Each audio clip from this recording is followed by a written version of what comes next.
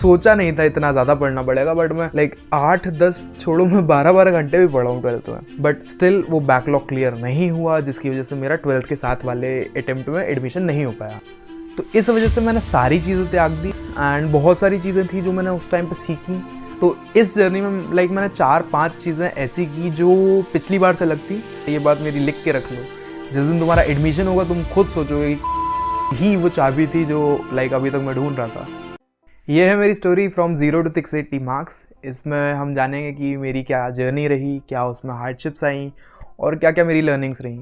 तो वीडियो को एंड तक ज़रूर देखना एंड आई बेट इसमें काफ़ी सारी तुम्हारे लिए लर्निंग्स छुपी होंगी and it will be worth it. So start करेंगे 11th से। 11th में मैंने एलन ज्वाइन कर लिया था, बट ड्यू टू कोविड मुझे वो ऑनलाइन परस्यू करना पड़ा।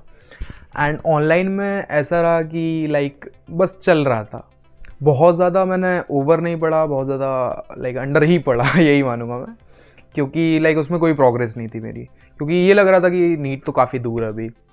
बट फिर 12th में इतना ज़्यादा मेरा बैकलॉग क्रिएट हो गया था कि उसके चक्कर में मैं बहुत ज़्यादा पढ़ रहा था 12th में। मतलब मैंने सोचा नहीं था इतना ज़्यादा पढ़ना पड़ेगा, बट मैं 8-8, 10-10 घंटे पढ़ रहा था। बट स्टिल वो बैकलॉग क्लियर नहीं हुआ, जिसकी वजह से मेरा 12th के साथ वाले अटेम्प्ट में एडमिशन नहीं हो पाया। मैंने वेट किया सितंबर तक कि शायद एडमिशन हो जाए, बट वो नहीं हुआ था। 586 मार्क्स थे मेरे, तो मुझे लगा कि क्या पता कोई कॉलेज लिखा हो किस्मत में तो मिल जाए, बट नहीं मिला। सो मैंने एक फ्रेश स्टार्ट लिया। मैंने ये सोचा कि यार अगर मेरी प्रिपरेशन पूरी होती, मैंने अच्छे से पढ़ा होता, मेरे नोट सफिशिएंट होते, तो पिछले साल ही एडमिशन हो गया होता। तो इस वजह से मैंने सारी चीज़ें त्याग दी एंड स्टार्टिंग फ्रॉम ज़ीरो, एकदम सारी चीज़ें ज़ीरो से शुरू की। सारे नोट ज़ीरो से बनाए, सारे लेक्चर्स ज़ीरो से किए। एंड इस बार मैं ऑफलाइन गया था क्योंकि उस टाइम तक कोविड ख़त्म हो गया था। एंड फिर मैंने शुरू किया एंड बहुत सारी चीज़ें थी जो मैंने उस टाइम पे सीखी कि क्या ज़्यादा इम्पॉर्टेंट है रादर देन जो मैं पहले कर रहा था। 8-8, 10-10 घंटे पढ़ने की जगह 8-10 छोड़ो, मैं 12-12 घंटे भी पढ़ा हूँ 12th में। बट इस बार क्या अप्रोच ली कि कम पढ़ूंगा, अच्छा पढ़ूंगा, ऐसा पढ़ूंगा कि फिर से पढ़ने की ज़रूरत ना पड़े। दैट इज़ एक बार में अपना बेस्ट दूंगा। तो इस जर्नी में मैंने 4-5 चीज़ें ऐसी की जो पिछली बार से लगती एंड इस वीडियो में वही सारी चीज़ें जस्ट डिस्कस कर देता हूँ। पहली चीज़ कंसिस्टेंसी थी। दैट इज़ कि भाई तुम रोज़ पढ़ रहे हो, नो मैटर वॉट, भले ही तुम्हारा पूरा दिन खराब गया हो, कुछ भी रीज़न रहा हो, बट तुम्हें रोज़ पढ़ना है और सफिशिएंट पढ़ना है। मान लो अगर कोई दिन तुम्हारा एकदम वेस्ट हो गया, बट स्टिल तुम्हें दिख रहा है कि ये और वेस्ट हो सकता है या फिर मैं इसको और अच्छा कर सकता हूँ, जितना बुरा हो सकता है उससे थोड़ा अच्छा कर सकता हूँ, तो मैं थोड़ा पढ़ लेता हूँ। कभी भी कंसिस्टेंसी ब्रेक मत होने दो, क्योंकि वो एक दिन का ब्रेक कब एक हफ्ते के ब्रेक में कन्वर्ट हो जाएगा, कब वो एक महीने के ब्रेक में कन्वर्ट हो जाएगा, तुम्हें नहीं पता है। Consistency is the key. रोज़ अगर 1% भी करोगे तो भी तुम बहुत ज़्यादा अचीव कर लोगे। That is the point.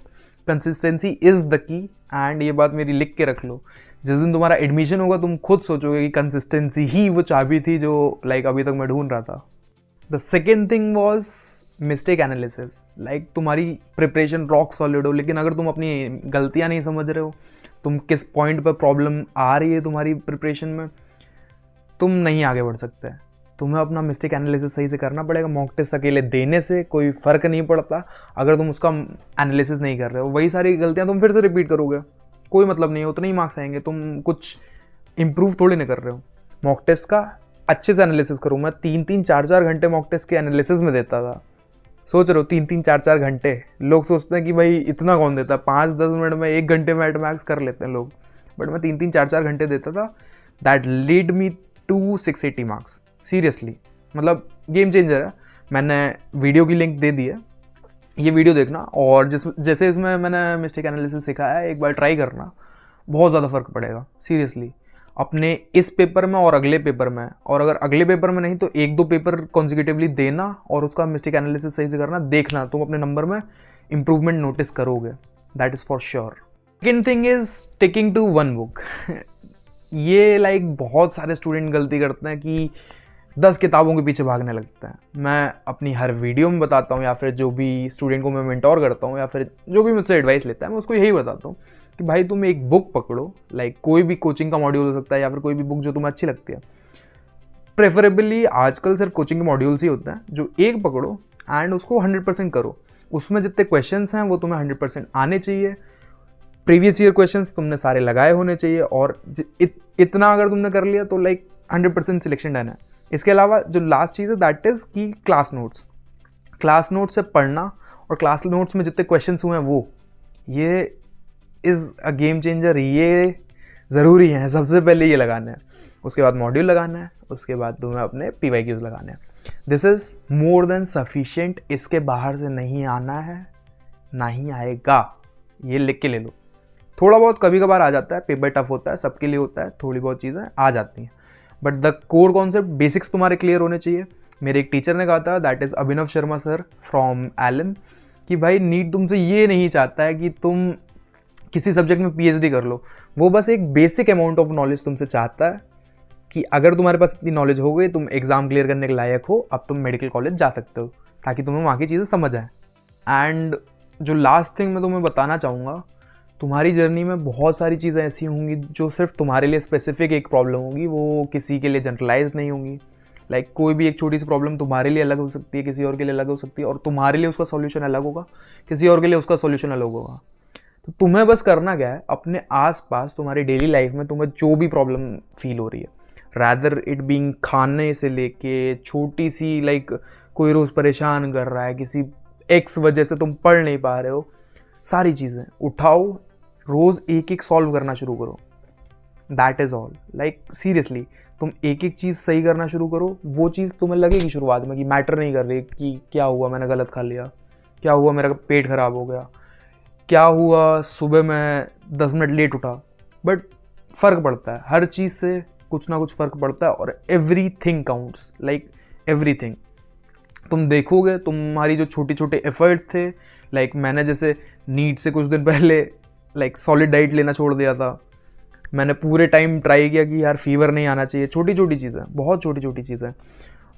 Like खाने के साथ मैं घर पे बात कर लेता था, जब खा रहा होता तो उसी टाइम पे घर पे बात कर लेता था कि मेरा टाइम बचे। कितनी छोटी सी चीज़ है, लाइक 15-20 मिनट की बात होती है, बट मैं उसी में सारी चीज़ें मैनेज कर रहा था। तो एक एक चीज़ उठाओ एंड उसको सही करना शुरू करो, मतलब अपने हिसाब से कि तुम्हारे लिए उसका बेस्ट क्या है। किसी की एडवाइस फॉलो करने की बहुत ज़्यादा ज़रूरत नहीं है, तुम्हारे लिए जो तुम्हें बेस्ट लग रहा है वो तुम करो। एंड मेक श्योर तुम प्रॉपरली रेस्ट लो।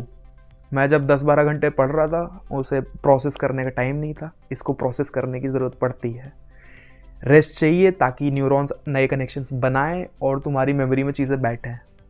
तो इट इज़ अ मस्ट। अच्छे से 6 से 8 घंटे की नींद लो। 6 सही है, नीट एस्पिरेंट के लिए 6 सही है। 6 घंटे की नींद लो एंड अच्छे से पढ़ना शुरू करो। दिन में कोई एक टाइम इन्जॉयमेंट के लिए रखो, क्योंकि सीरियसली लास्ट जो मेरे अटेम्प्ट था जिसमें मेरे 680 आए, मैं सीरियसली सिर्फ 4 घंटे पढ़ रहा था, पर वो इतना अच्छा था कि मैं डेली के बेसिक्स, कंसिस्टेंसी की वजह से डेली के बेसिक्स अपने क्लियर कर रहा था, जो भी क्लास में होता जा रहा था वो ज़रूर क्लियर कर रहा हूँ। उसके अलावा मेरा बैकलॉग नहीं था, इसी वजह से जो मुझे रिवाइज़ करना वो मैं रोज़ रिवाइज़ कर रहा था, एक भी दिन स्किप किए बिना। मैंने सब कुछ किया है, मैंने घर की शादियाँ छोड़ी हैं, सब कुछ किया है, और तुम्हें भी वो सब करना पड़ेगा ताकि तुम निकाल पाओ। क्योंकि सिलेक्ट सिर्फ 1% बच्चा होता है, और उसमें 1% में यही अलग होता है कि वो कंसिस्टेंट रहता है। अगर तुम लास्ट डे तक कंसिस्टेंट रह लिए, अपना फोकस नहीं खोया एंड किसी चीज़ से नहीं डरे, ये बहुत ज़्यादा ज़रूरी है, किसी चीज़ से नहीं डरे तो तुम निकाल ले जाओगे, मेरी गारंटी है 100%। क्योंकि मैं कोई बहुत ज़्यादा टॉपर बच्चा नहीं था हमेशा से, एंड फिर भी मेरा निकला। ये सब मेरी कंसिस्टेंसी, हार्डवर्क का नतीजा है। मेरी जर्नी तो तुमने जान ली, अब 2 चीज़ें और सिखा रहा हूँ, that is 1 is active recall and 2nd is mistake analysis. दोनों की वीडियो की लिंक्स दे दी है एंड जाके चेकआउट कर सकते हो।